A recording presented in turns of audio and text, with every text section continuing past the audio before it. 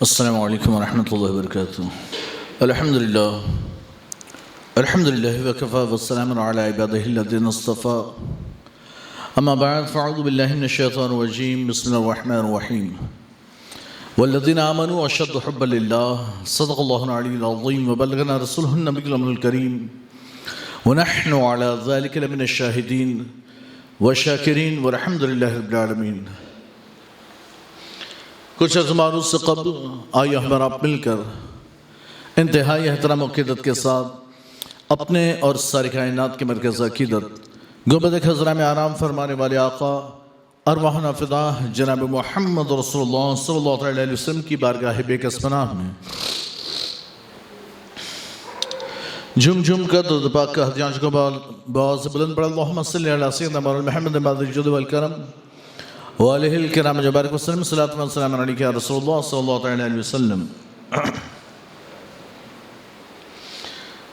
عزیزان ملت اسلامیہ، گزشتہ جمعہ بھی میں نے اللہ تعالیٰ کی محبت کے تعلق سے کچھ باتیں عرض کی تھی۔ اللہ تعالیٰ قرآن میں ارشاد فرماتا ہے جو ایمان والے ہیں وہ اللہ سے سب سے زیادہ محبت کرتے ہیں، اور جب بندے کو اللہ سے محبت ہو، ویسے بھی دنیاوی محبت کا بھی یہ انداز ہے اور یہ طریقہ ہے، یہ اصول ہے کہ بندہ جس سے محبت کرتا ہے اسے راضی کرنے کی کوشش کرتا ہے، اور بندہ اپنے دنیاوی محبوب کو راضی کرنا چاہتا ہے نا تو صرف اتنا، یعنی وہ کہے کہ مجھے یہ چاہیے، کوئی چیز چاہیے، بھئی یہ چاہیے، تو وہ صرف اتنی چیز لانے پر ہی وہ اکتفا نہیں کرتا، بلکہ پھر اس کی ڈیٹیلز بھی جاننے کی کوشش کرتا ہے۔ یہ چاہیے تو پھر وہ کیسا ہو کیسا نہیں، یہ آئے گا پسند نہیں آئے گا، وہ ساری چیزیں۔ اور محبت میں بندہ ہمیشہ یہ کوشش کرتا ہے کہ میرا محبوب ہمیشہ مجھ سے راضی رہے، کبھی وہ ناراض نہ ہو۔ اللہ تبارک و تعالیٰ کی محبت بھی بلا تمثیل، یہ مثال تو دنیاوی ہے، آخرت کی محبت، اللہ تعالیٰ کی محبت بھی ایسی۔ ہمیں یہ چاہیے کہ ہم یہ کوشش کریں کہ ہمارا رب ہم سے راضی ہو جائے، اور پھر وہ ہم سے کوئی چیز کا مطالبہ کرے، جیسے اس نے مطالبہ کیا نماز پڑھو، اقیم الصلاۃ، نماز پڑھو، اس نے مطالبہ کیا، ہم سے ایک چیز مانگی ہے نماز پڑھو، حالانکہ اس نے اور بھی بہت سی چیز، لیکن ایک مثال لیتے ہیں کہ اس نے فرمایا اقیم الصلاۃ، نماز قائم کرو، تو اب ہمیں صرف یہ نہیں کہ آئے 4 رکعت ہم نے پڑھی، اٹھک بیٹھک کی اور چل دیے، ہے نا، پھر ہمارے اندر یہ جذبہ، یہ تڑپ ہونی چاہیے کہ میرا رب کیسی نماز سے راضی ہوگا، کیسی نماز سے راضی ہوگا۔ حاتم اصم رحمۃ اللہ تعالیٰ علیہ ایک بزرگ تھے، وہ جب نماز پڑھتے ان سے کسی نے پوچھ لیا کہ حضرت آپ کیسے نماز پڑھتے ہیں؟ تو بھائی نارمل سی بات تھی، ہم سے اگر کوئی پوچھ لے کہ آپ کیسے نماز پڑھتے ہیں، نیت کرتے ہیں تکبیر تحریمہ اللہ اکبر، اور پھر سورہ فاتحہ کوئی سورت ملاتے ہیں، رکوع کرتے ہیں، تسبیح پڑھتے ہیں، بھائی یہ طریقہ۔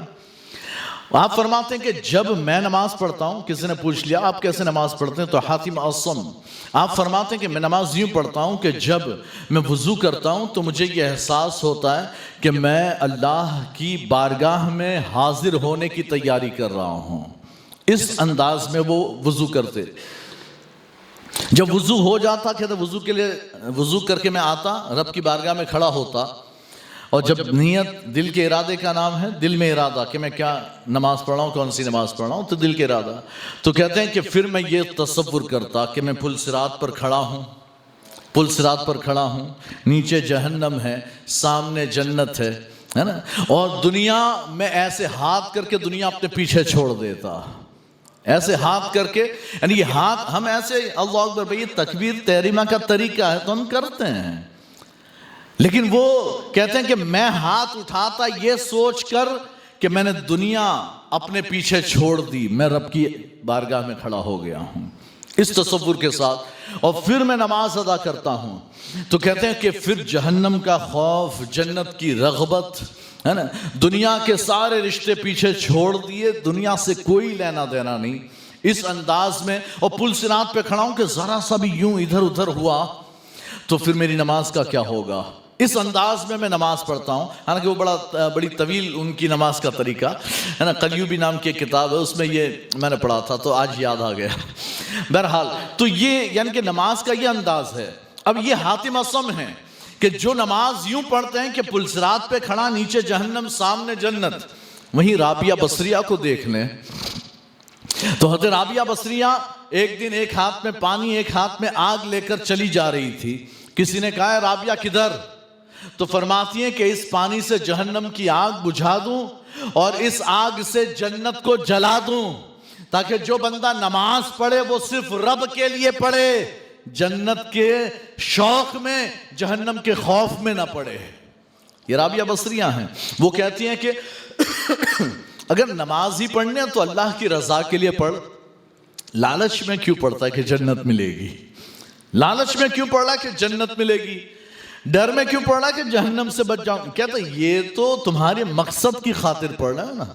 یہ نماز تو وہ ہے جو تم اپنے مقصد کے لیے پڑھ رہے ہو. تمہیں ایک غرض ہے, ایک لالچ ہے کہ مجھے نماز پڑھوں گا تو جنت ملے گی اور جہنم سے بچ جاؤں گا, اس لالچ میں. کہتا ہے نا, نماز جنت جہنم کو سائیڈ میں رکھ, صرف اس لیے پڑھ کہ اللہ راضی ہو جائے. تو یہ رابعہ بصریہ کا کہنا بھی ٹھیک, حاتم اصم کا کہنا بھی ٹھیک. مجدد الفسانی فرماتے ہیں کہ اگر رابعہ بصریہ نے یہ کام کیا, یہ واقعہ انہوں نے بیان کیا مجدد الفسانی اپنے ملفوظات میں, پھر فرماتے ہیں اللہ رابعہ بصریہ پر رحم فرمائے. ٹھیک ہے وہ اس طرح کی بات کر رہی ہیں, لیکن میں تو یہی کہتا ہوں کہ کیوں نہ اللہ نے ہمیں جنت کی طرف بلایا ہے. اے بندے آ جا جنت کی طرف, آ جا جنت کی طرف. کہتے ہیں اللہ نے بلایا ہے تو کیوں نہ نماز ہم جنت کے لیے پڑھیں, کیوں نہ پڑھیں. تو یہ اب یعنی یہاں پر کیا کنفیوژن ہو رہا ہے کہ کوئی کہہ رہا ہے کہ جنت جہنم یعنی جنت کے لیے, کوئی کہہ رہا ہے کہ اللہ کے کیا رابعہ بصریہ کا عمل یعنی کہ وہ جو مجدد الفسانی فرما رہے ہیں نا, وہ ایسے لوگ کہ جو اتنا مضبوط تصور اور اتنی مضبوط اللہ سے محبت نہیں رکھتے, انہیں تو ایک لالچ چاہیے, جس لالچ میں وہ آتے ہیں وہ ہے جنت. تو ٹھیک ہے جنت ہی کے لیے پڑھ لے, آجا جنت ہی کے لیے پڑھ لے. اور رابعہ بصریہ جو بات کر رہی ہے نا وہ بہت اعلیٰ بہت بلند بات کر گئی, اور وہ اگر سمجھنا ہو تو پھر محمود ایاز کے پاس آئے ہیں, ہے نا. محمود غزنوی وہ ایک دن آپ نے یعنی ایاز ان کے وزیر تھے اور سید ہیں, آل رسول سے ہیں, تو وزیر تھے. ایک دن جو ہے وہ محمود نے سارے ہیرے جواہرات ایسے بکھیر دیے, اپنے وزراء سے فرمایا لوٹو, لے لو, جس کو جتنا چاہیے لے لو. ویسے پھیلا دیے, بکھیر دیے اور سارے چننے میں لگ گئے. ایاز جو ہے وہ محمود کے بازو میں آ کر کرسی کے پاس آ کر کھڑا ہو گیا, کرسی پر ہاتھ رکھ کر. وہ کھڑا ہے, دیکھ رہا ہے, بادشاہ بھی دیکھ رہا ہے, سب چن رہے ہیں, ایاز بھی دیکھ رہا ہے. پھر اچانک محمود بادشاہ کو خیال آیا کہ سب تو چننے میں ہیرے جواہرات, بھائی کوئی کنکر نہیں ہے, پلاسٹک کے ٹکڑے نہیں ہے, ہیرے جواہرات ہے, قیمتی ہے, سارے چننے میں لگے ہیں. ایاز میرے بازو میں کھڑا, وہ نہیں چن رہا. یہ خیال آیا تو کہا ایاز تجھے نہیں لینا, تجھے نہیں چننا, تجھے یہ ہیرے جواہرات نہیں چاہیے. تو ایاز کہتے ہیں مجھے جو چاہیے تھا وہ میں نے لے لیا ہے, مجھے جو چاہیے تھا وہ میں نے لے لیا. کہا کیا؟ بتا تیرے ہاتھ تو خالی ہے, کچھ ہے نہیں. کہا میرا ہاتھ تو دیکھیں میں نے کہاں رکھا ہے, میرا ہاتھ آپ پر, مجھے آپ چاہیے, میں نے آپ کو پسند کیا ہے.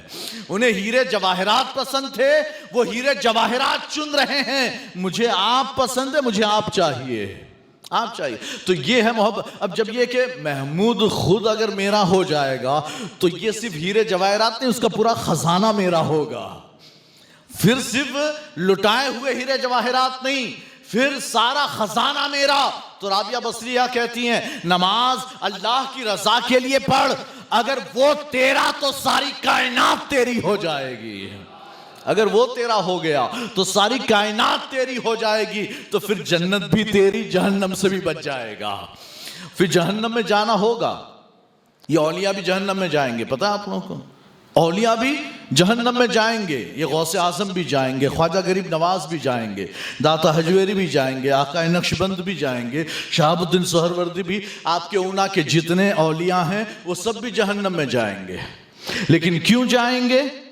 اپنوں کو بچانے, اپنوں کو نکالنے کے لیے جائیں. یہ سب جائیں گے, اور ان کی شان دیکھیں, انہوں نے اپنے آپ کو اللہ کی محبت میں فنا کیا، اپنے آپ کو اللہ کی محبت میں ڈبا دیا، تو اللہ نے وہ اعلیٰ مقام دیا کہ جہنم کا کام ہے جلانا، لیکن یہ جب جائیں گے جہنم چھو بھی نہیں پائے گی، جہنم چھوئے گی بھی نہیں۔ اللہ حدیث رسول ہے، اللہ تعالیٰ قیامت میں ارشاد فرما گیا، یعنی سارا حساب کتاب ہو گیا، جنتی جنت میں، جہنمی جہنم میں گئے، کہتے اس کے بعد اللہ ان اولیاء سے فرمائے گا، اے اولیاء کی جماعت جاؤ، جو تمہارا ہو اسے بھی لے آؤ۔ جس کے دل میں، اللہ کے رسول فرماتے ہیں، اللہ حکم دے گا، جس کے دل میں ایک رائی کے دانے کے برابر بھی ایمان ہو اسے بھی نکال لاؤ۔ تو یہ یعنی کہ اب وہاں مختلف الفاظ ہے، ایک رائی کے دانے کے برابر، ایک ذرے کے برابر بھی ایمان ہو نکال لاؤ۔ پتہ یہ چلا یہ اولیاء وہ ہیں جو جہنم میں بلا خوف و خطر جا سکتے ہیں، انہیں جہنم کی آگ نقصان نہیں پہنچا سکتی۔ اور دوسری بات پتہ چلی، یہ اولیاء ان جہنمیوں میں سے پہچانتے ہیں کس کے دل میں کتنا ایمان ہے، یہ بھی پہچانتے ہیں کہ کس کے دل میں کتنا ایمان، تو کہتے پھر وہ نکالتے جائیں گے، آجا بھائی تو بھی آ جائے، بھائی تو بھی آ جا۔ وہ جہنم میں جائیں گے تو نکالنے کے لیے جائیں گے، ہے نا۔ تو حضرت رابعہ بصریہ نے بڑی پیاری بات ارشاد فرمائی کہ نماز پڑھ اللہ کی رضا کی خاطر، اللہ کو راضی کرنے کے لیے، وہ راضی ہوا تو سب تیرا ہو جائے گا، پھر سب تیرا ہو جائے گا۔ تو یہ محبت الہی، بندہ محبت الہی اپنے دل میں جاگزیں کرے تو پھر اس کا انداز یہ ہونا چاہیے کہ ہر بات میں وہ سوچے کہ میرا رب کیسے راضی ہوگا، میرا رب کیسے راضی ہوگا۔ اللہ کو راضی کرنے کے طریقے، نماز تو پڑھنی ہے لیکن کیسے کہ نماز ایسی پڑھ کہ اللہ راضی ہو جائے۔ حضرت امام غزالی، نام تو بڑا مشہور ہے، امام محمد ابن محمد ابن محمد ابن محمد غزالی، یعنی بیٹا، باپ، دادا، پردادا سب کا نام محمد۔ یہ امام محمد غزالی، ان کے ایک بھائی احمد غزالی ہیں۔ امام محمد غزالی نماز بھی پڑھاتے تھے، نماز پڑھاتے تھے ایک مسجد میں۔ ایک دن امام غزالی نے اپنی والدہ سے شکایت کی کہ امی جان، یہ بھائی احمد غزالی جو میرے پیچھے نماز نہیں پڑھتے، میرے پیچھے نماز نہیں پڑھتے۔ تو والدہ نے ڈانٹا، احمد کیوں اس کے پیچھے نماز نہیں پڑھتا؟ تو احمد غزالی جو ان کے بھائیوں کہتے ہیں کہ کیسے پڑھنا ہے اس کے پیچھے کیا نماز پڑھنا، اس کا دھیان ہی نماز میں اللہ کی طرف نہیں ہوتا، اس کا دھیان اللہ کی طرف ہی نہیں ہوتا، تو اس کے پیچھے نماز پڑھ کر کیا فائدہ؟ تو کہاں ہوتا ہے؟ کہتے ہیں یہ نماز پڑھتے پڑھتے یعنی اللہ کی طرف توجہ ہوتی ہے، لیکن یہ جب قرأت کر رہے ہوتے ہیں تو نماز پڑھتے پڑھتے کوئی آیت پڑھ رہے ہوتے ہیں اور اس کے معانی میں گم ہو جاتے ہیں، اس سے مسئلے مسائل میں نکالنے میں لگ جاتے ہیں کہ ہاں اس سے تو یہ مسئلہ بھی نکلتا، ہاں اس سے تو یہ بات بھی سمجھ میں آتی ہے، اس سے تو یہ دلیل بھی ہوتی ہے، اس سے یہ بھی ثابت ہوتا ہے۔ ان کا دماغ ادھر کام، ادھر اللہ کی طرف توجہ نہیں۔ تو آپ کی والدہ فرماتی تو کیا ہوا، تو نے کون سا بڑا کام کر دیا، تیری بھی تو توجہ اللہ کی طرف نہیں رہی۔ وہ کہتے ہیں میں تو بالکل اللہ کی طرف متوجہ ہو کر پڑھتا ہوں۔ آپ نے فرمایا اگر تیری توجہ اللہ کی طرف ہوتی تو غزالی، محمد غزالی کیا کر رہا ہے وہ تیری سمجھ میں نہ آتا، محمد غزالی کی توجہ کدھر وہ تیری توجہ میں نہ آتا، لیکن تیری توجہ گئی اللہ سے ہٹی اور گئی اس پر کہ غزالی کیا سوچ رہا ہے، کیا سوچ رہا، تو تیری بھی تو توجہ ہٹ گئی، تو کیوں نہیں پڑھتا، پڑھا کر اس کے پیچھے نماز۔ کہنے کی بات یہ کہ امام، یعنی کہ جب امام نماز پڑھا رہے ہوتے ہیں نا اور وہ عالم ہے تو پھر حافظ ہے تو بندہ صرف قرآن کی تلاوت کر رہا ہوتا ہے، لیکن عالم ہے وہ جب اگر کبھی نماز پڑھا رہا ہے تب بھی اس کے دماغ میں مسائل چل جاتے ہیں، کبھی ایسا ہوتا ہے کہ وہ پیچھے کھڑا ہو، جیسے تراویح میں ہم حافظوں کے پیچھے، اور حافظ اگر وہ یعلم تعلمون والا نہ ہو، یعلم تعلمون یعنی کہ باقی کچھ سمجھ میں نہ، صرف یعلمون سمجھ میں آئے، صرف تعلمون سمجھ میں آئے، اگر ایسا نہ ہو، پراپر صحیح پڑھنے والا ہو، اور پھر ہم اس کے پیچھے کھڑے ہو کر نماز تراویح پڑھ رہے ہو نا تو ہمیں بھی پتہ نہیں چلتا کہ یہ نماز میں کتنی دیر ہو گئی ہے، کتنی تاخیر ہوئی، اس لیے کہ وہ پڑھ رہا ہوتا ہے، ہمارے دماغ میں مضامین کا نزول ہو رہا ہوتا ہے، مضامین آ رہے ہوتے ہیں کہ اچھا یہ آیت بھی قرآن میں ہے، ہاں اس سے تو یہ بات ثابت ہوتی ہے، اس سے یہ مسئلہ ثابت ہوتا ہے، اس سے یہ پتہ چلتا ہے، اس سے یہ پتہ چلتا ہے۔ تو کہنے کی بات یہ کہ واقعات چل رہے ہوتے ہیں، عبرت کی باتیں، احکامات چل رہے ہیں اور بندے کے ذہن میں یہ باتیں بھی ہوتی ہے، لیکن اس سے یہ نہیں کہ وہ اللہ کی توجہ سے، اللہ کی جانب سے ہٹ گیا، نہیں، اس کی توجہ اللہ کی جانب۔ تو کہنے کی بات یہ ہے کہ بندہ اللہ سے محبت کرے تو اس کی محبت ایسی ہو کہ وہ اپنے ہر کام میں صرف اللہ کی رضا دیکھتا ہو، وہ یہ سمجھے کہ میں اگر یہ کام بھی کرتا ہوں تو اللہ کی رضا کی خاطر کوئی اور. اسی لیے اللہ کے رسول کی حدیث مبارکہ سرکار ارشاد فرماتے ہیں کہ جس کے اندر 3 چیزیں پائی گئی وہ ایمان کی حلاوت پالے گا. جس میں 3 چیزیں ہو، من کن فیہ ثلاث، جس میں 3 چیزیں ہوں تو اس نے حلاوت ایمان پالی. حلاوت ایمان کیا مطلب؟ ایمان کی لذت، ایمان کی مٹھاس ہے نا، اس نے وہ پالی. اور وہ 3 چیزیں کیا کہتے ہیں؟ سب سے پہلی چیز کہ وہ اللہ اور اس کے رسول سے سب سے زیادہ محبت کرتا ہو. اللہ اور اس کے رسول سے سب سے زیادہ محبت. اللہ اور رسول کے آگے کسی کی کوئی محبت نہیں، نہ اولاد کی نہ باپ کی. حضرت عبداللہ ذوالبجادین ایک صحابی رسول ہیں. جب انہوں نے اسلام قبول کیا نا، حضرت عبداللہ ہے نا ذوالبجادین، یہ ذوالبجادین کیوں ہوا وہ وجہ آ جائے گی. تو یہ اسلام قبول کیا، گھر والوں کو پتا چلا، مدینے میں نہیں رہتے تھے، مدینے سے باہر رہتے تھے. جب اسلام قبول کر لیا، گھر والوں کو پتا چلا کہ بھئی بندے نے یعنی اسلام، یعنی یہ ہوا کہ چپکے سے کلمہ پڑھا تھا، چپکے سے مسلمان ہوئے تھے، ظاہر نہیں ہونے دیتے تھے. لیکن جب بھی نام محمد آتا تھا تو تڑپ جاتے تھے. جب بھی یعنی کوئی بات کر رہا، دشمن بات کر رہا ہے کہ محمد نے ایسا کیا ویسا صلی اللہ تعالیٰ علیہ وسلم، تو فوراً ان کی توجہ یوں ہو جاتی، وہ یوں کیا یعنی حضور کی کیا بات ہو رہی ہے، کیا بات ہو رہی ہے، توجہ ادھر. لوگوں کو یعنی گھر والوں کو تھوڑا شک ہوا کہ بندے میں گڑبڑ تو لگ رہی ہے. یہ 5 وقت کمرہ بند کر کے اندر بند بھی ہو جاتا ہے نا، چپکے چپکے پتہ نہیں کیا کر رہا ہے، معاملہ گڑبڑ. تو ایک چچا تھا، اس نے ایک دن کھڑے کر کے پوچھ لیا، عبداللہ کھڑا ہو. کھڑے ہوئے، ہاں مجھے لگ رہا ہے کہ تو نے کلمہ پڑھا. کلمہ پڑھا، سچی بولنا، سچ بولنا. کلمہ پڑھا تو نے، مسلمان ہو گیا؟ کہتے ہاں مسلمان ہو گیا ہوں، دین اسلام قبول کر لیا. تو دھمکی، پہلے تو خوب مارا پیٹا، مار پیٹ کا کوئی اثر نہیں. تو پھر کہا کہ اب 2 راستے ہیں تیرے پاس، یا تو مسلمان رہنا ہے تو پھر ہماری جائیداد سے، گھر سے بائیکاٹ نکال دیا جاؤ گے، اگر نہیں تو پھر اگر رہنا تو ہمارے دین میں واپس آنا پڑے گا. انہوں نے کہا بھئی میں سب کچھ چھوڑ سکتا ہوں، دین اسلام نہیں چھوڑ سکتا، اللہ و رسول کو نہیں چھوڑ سکتا. جب یہ کہا تو ان کے سارے کپڑے بھی اتروا لیے. ایسے ہی ایک اور صحابی مصعب بن عمیر بھی ہیں، ان کے بھی کپڑے ان کی ماں نے اتروا لیے تھے کہ یہ بھی ہمارا، یہ بھی ہمارا، اور گھر سے نکال دیا. تو وہ بھی چھوڑ کر گئے اور ایک ٹانٹ لپیٹ لیا. یہ جو ہے یہاں چاچا نے سب کچھ خالی کروا لیا، کپڑے بھی اتروا لیے، لیکن ماں کے دل میں تھوڑی سی اولاد کی محبت تھی. تو چپکے سے ماں نے ایک چادر دے دی کہ لے بیٹا یہ چادر لے جا. تو انہوں نے اس چادر کے 2 ٹکڑے کیے، ایک سے نیچے لپیٹ کر سطر چھپائی اور دوسرے کو ایسے اوڑھ لیا. اس لیے آپ کو ذوالبجادین کہتے ہیں، 2 چادروں والے. اب یہ نکلے اللہ، یعنی کہ رات میں نکلے، صبح ہوئی، مدینہ الرسول میں حاضر ہوئے، اللہ کے رسول کی بارگاہ میں، یا رسول اللہ میں سب کچھ چھوڑ کر آپ کی بارگاہ میں حاضر ہو گیا ہوں. سرکار مسکرائے، خوش ہو گئے سرکار کہ ہاں بندہ آ گیا. کہتے ہیں اب وہ ایک آدھ جہاد میں کہیں چلے تھے تو اللہ کے رسول کے ساتھ یہ بھی گئے، اور جب جہاد میں گئے کہتے ہیں کہ جنگ کی اور بڑے زخمی ہوئے، اور زخمی ہونے کے بعد جب زخمی یعنی کہ چاروں طرف سے گھیر لیے گئے، زخمی ہوئے، گرے، اور جب گرے تو کہتے ہیں کہ شہید ہو گئے، شہید ہوئے. جب شہید ہو گئے سرکار فرماتے ہیں عبداللہ کو ڈھونڈو، وہ کہاں ہیں؟ انہیں تلاش کیا گیا تو دیکھا کہ وہ دشمنوں کے نرغے میں، یعنی آس پاس میں سارے دشمن قتل کیے ہوئے پڑے ہیں، وہ بیچ میں ہیں، بیچ میں پڑے ہوئے ہیں، اور پورا جسم زخموں سے بھرپور. تو آپ نے انہیں اٹھایا، کہتے قبر کھودو. قبر کھودی گئی، کہتے سرکار پہلے ان کی قبر میں اترے ہیں. اور اچھا آپ نے اپنی چادر بھیجی کہ عبداللہ کو میری اس چادر میں کفن دینا.